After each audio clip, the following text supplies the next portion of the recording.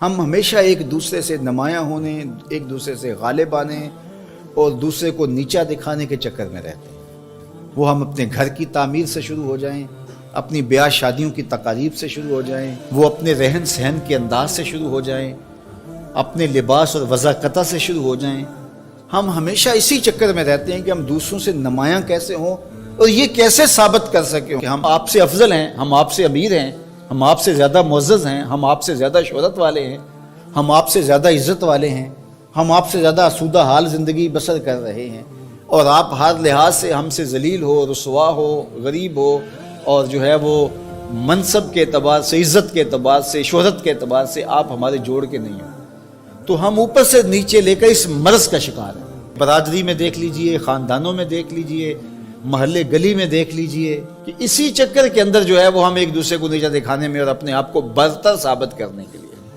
اور دوسروں کو کمزور ثابت کرنے کے لیے، گاڑی کے ماڈل سے لے کر کے باقی معاملات تک ہم ضرورت کی حد تک نہیں رہتے، بلکہ ہم لوگوں کو نیچا دکھانے کے چکر میں رہتے ہیں۔ تو یہ زندگی کے تیور ہیں اور یہ بدترین معاشرت ہوتی ہے۔ کسی معاشرے کے اندر اس طرح کی چیزیں پنپ جائیں تو وہ معاشرہ کبھی بھی سکون نہیں پا سکتا۔ اور یہ مرض اتنی بری مرض ہے کہ یہ کینسر سے زیادہ بری مرض ہے، جس نے معاشرت کو چاٹ کے رکھ لیا ہے کہ ہم ہر وقت اس چکر میں، اور یہ دوڑ لگی ہوئی ہے، اور اس دوڑ نے ہمارے اپنی زندگی کا حقیقی سکون بھی چھین لیا ہوا ہے۔ لیکن ہم اس بیماری میں مبتلا ہیں۔ اس میں کیا دنیا دار، اس میں کیا دیندار، اس میں کیا علماء، اس میں کیا مشائخ، اس میں کیا جو ہے وہ سیاستدان، اس میں کیا جو ہے وہ اعلیٰ مناصب کے اوپر براجمان لوگ، سب لوگ جو ہیں وہ اسی چیز کے اندر مبتلا ہوتے ہیں، اور وہ اپنے سے نیچے کو اور نیچا اور شعوری طور پہ جو ہے وہ اس کی تذلیل کرنا اپنے لیے باعث فخر سمجھتے ہیں۔ تو یہ وہ چیز ہے جو معاشرتوں کو چاٹ جاتی ہے، اور کسی بھی معاشرے کا یہ حسن نہیں ہو سکتا۔ اب میرے اور آپ کے آقا و مولا نے نفی کرتے ہوئے کتنی سخت بات کہی، لا یؤمن احدکم، تم میں کوئی شخص مومن نہیں ہو سکتا۔ کیا ہے شرط ایمان کی؟ حتی یحب لاخیہ ما یحب لنفسہ، جو اپنے لیے پسند کرتا ہے وہ اپنے مومن بھائی کے لیے پسند کرتا ہے۔ اور ہم ذرا دیکھیے کہ ہم کھڑے کہاں ہیں۔ اور کسی زمانے میں ہم سنتے تھے کہ جو صوفیاء ہوتے ہیں وہ ایک دوسرے کو ترجیح دیتے ہیں، اور آج تو ہم اس طبقے کو دیکھتے ہیں تو وہ طبقہ بھی اسی جگہ پہ کھڑا ہے۔ تو آج ہمارے رویے یہ ہے کہ ہم دوسروں کو نیچا دکھانا اور اپنے آپ کا قد، اپنا قد بڑھائیے، ضرور بڑھائیے، لیکن دوسروں کی گردنوں پہ پاؤں رکھ کے اپنا قد نہ بڑھائیے۔ اپنے قد کو خود بڑھائیے، اپنے آپ کو آگے لے جانے کی کوشش کیجیے۔ فاستبقوا الخیرات، ہمیں کہا گیا ہے کہ تم نیکی میں ایک دوسرے سے آگے بڑھ جاؤ، کوشش کرو۔ لیکن اللہ تعالیٰ نے قرآن مجید میں ایک موقع پہ فرمایا کہ اپنے آپ کو پاکیزہ نہ بتاؤ کہ میں بڑا نیک اور صالح ہوں، اللہ جانتا تم میں سے کون نیک ہے۔ تو اس لیے آج ہم ترازو لے کے نہ بیٹھ جائیں، یوم حساب آنے والا ہے،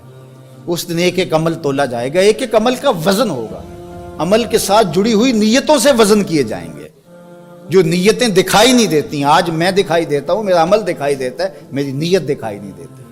ہاں مجھے حکم ہے کہ میں آپ کے بارے میں اچھا ظن رکھوں، آپ کو بھی حکم ہے کہ آپ میرے بارے میں اچھا ظن رکھیں، گمان اچھا رکھیں، خام خواہ کی بدگمانی میں مبتلا نہ ہوں، اس کا ثواب ملے گا کسی کے بارے میں اچھا گمان۔ لیکن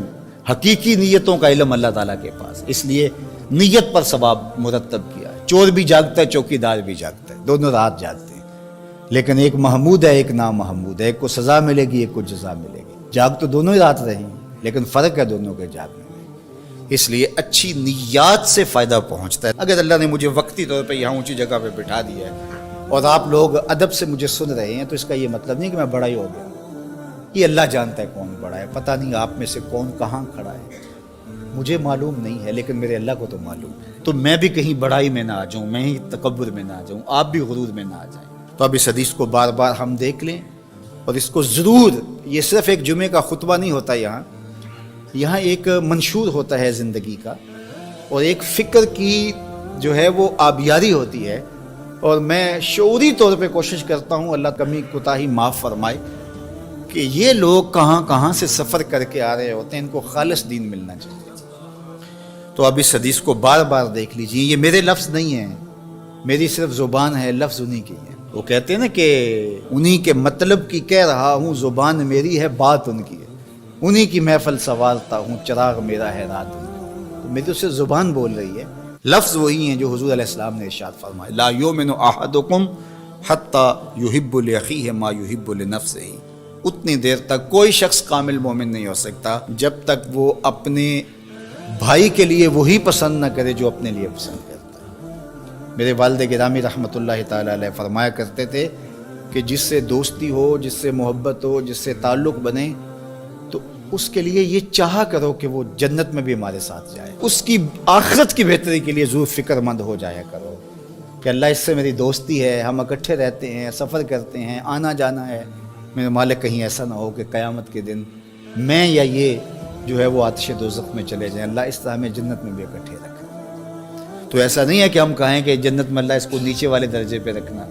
اور ہمیں اوپر والے درجے پہ رکھنا، یہ خواہش نہیں ہونی چاہیے، بلکہ حضور نے اپنے ساتھ جنت میں ہونے کی لوگوں کو بشارت دی ہے، جبکہ وہ نبیوں کے امام ہیں۔ یتیم کی کفالت کرنے والے کے بارے میں میرے ساتھ اس طرح ہوگا نیڑے جس طرح یہ 2 انگلیاں نیڑے ہیں۔